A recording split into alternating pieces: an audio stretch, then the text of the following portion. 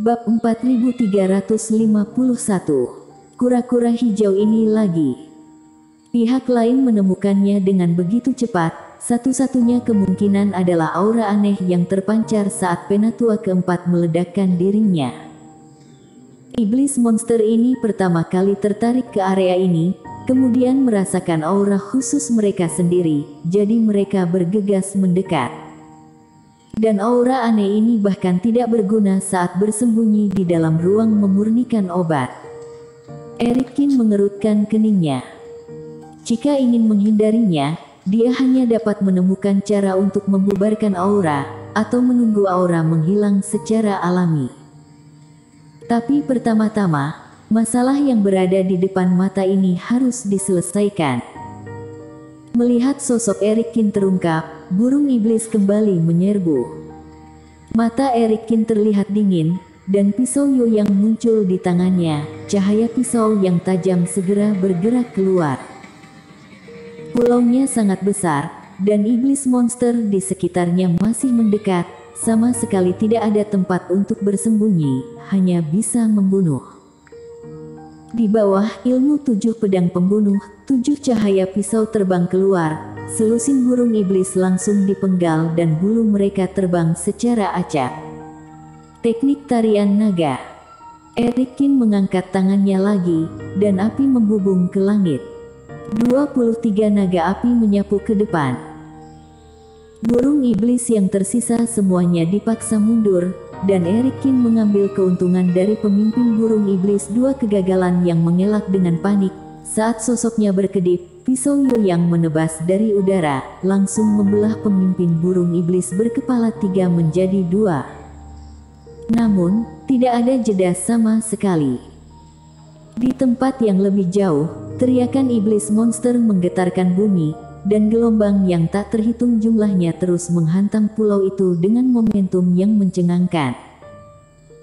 Kerohanian Erikkin tiba-tiba menyebar, dan melihat sejumlah besar burung iblis terbang dari langit yang puluhan mil jauhnya, dan bahkan di pulau itu, beberapa binatang laut yang bisa pergi ke darat mulai bermunculan. Jumlahnya ratusan ribu, di antaranya tak kurang dari belasan di antaranya memiliki tingkat kultivasi 2 kegagalan. Jumlah ini cukup untuk membuatnya bertarung sampai kekuatannya habis, dan jumlah iblis monster masih terus bertambah.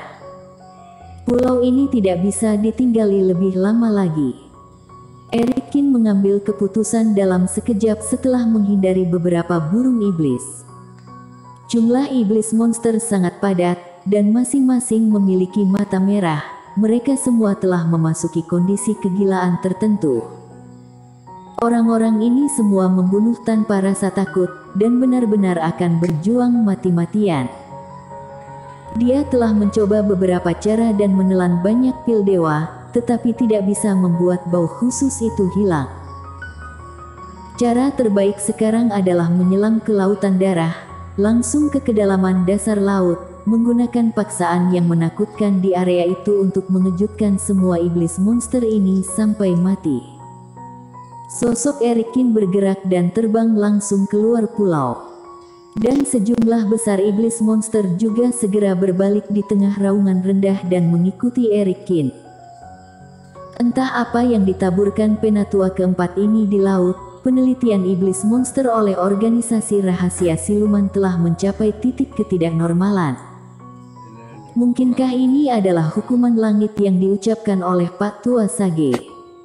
Sosok itu seperti kilat, dan Erikkin dengan cepat terbang keluar pulau. Merasakan aura kultivator, manusia darah segera berkumpul di air laut. Namun, Erikkin dikelilingi oleh api, dan saat dia terbang, manusia darah itu tersebar ke segala arah. Selanjutnya, dia terbang ke laut, mencoba menuju ke dasar laut. Namun, ketika Erikkin mendarat di permukaan laut, dia tiba-tiba melihat sepasang mata besar di dasar laut, terus-menerus mendekati permukaan laut, mendekati dirinya. Jarak antara mata ini sangat jauh, lebih dari 100 kaki. Ini membuktikan bahwa binatang laut sangat besar. Dan saat kepalanya menerobos laut, kepala Pirus juga muncul. Itu adalah seekor kura-kura, atau disebut kura-kura raksasa. Namun, tidak seperti iblis monster yang tertarik oleh penatua keempat dan jatuh ke dalam kegilaan, mata kura-kura raksasa ini sangat jernih, jelas itu tidak mempengaruhi kewarasan. Namun, ketika kura-kura raksasa melihat Erikin, dan Erikin juga melihat monster di laut, kedua belah pihak sedikit bingung. Itu adalah seekor kura-kura hijau. Itu adalah seorang manusia. Kedua belah pihak segera bereaksi, dia pernah melihat pihak lain. Sial, kenapa aku bertemu kura-kura hijau itu di sini? Erikin mengutuk nasib buruk di dalam hatinya, dan segera mengubah arah.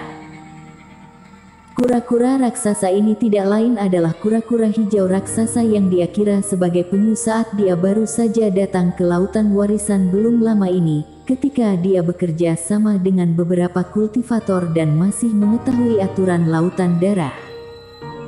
Hewan ini memiliki basis kultivasi fase penilaian 3 penurunan, dan kekuatannya sangat tirani.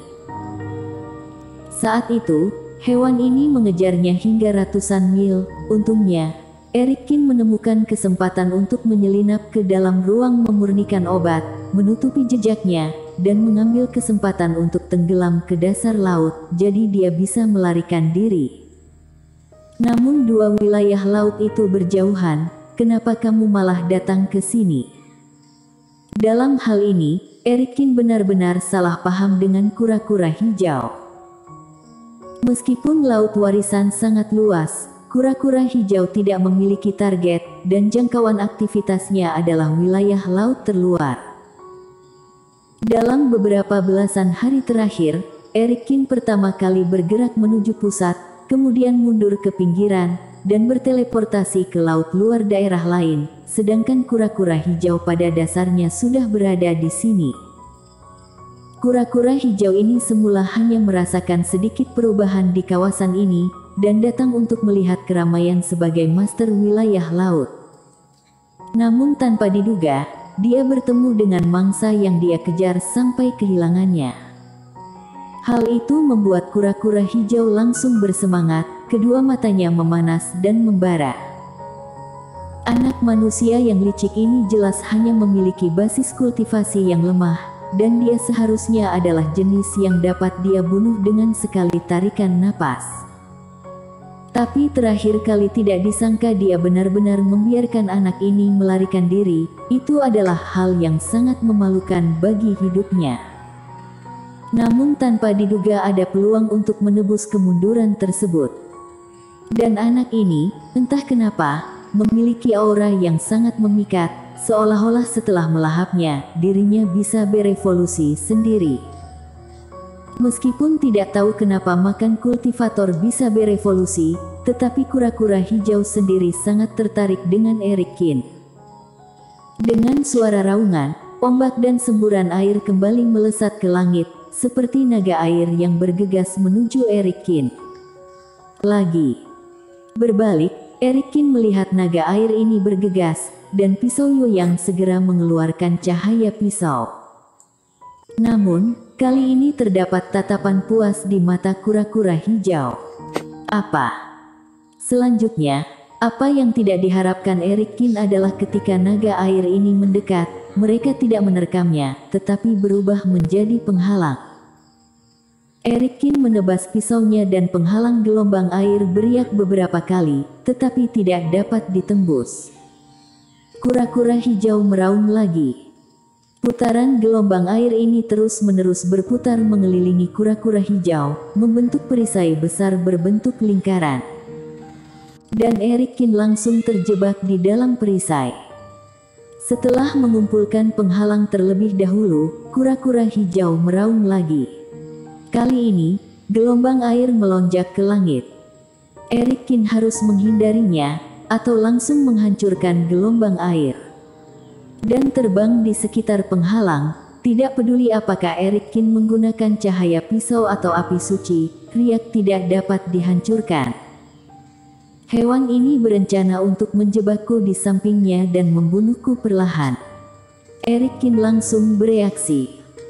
Dia melarikan diri terakhir kali, dan kura-kura hijau ini jelas juga mendapatkan pelajaran dari kegagalan dan menjadi cerdas. Dia langsung menyegel area yang luas kali ini, bahkan jika dia menghilang, dia tidak dapat melarikan diri dari area ini. Bersambung.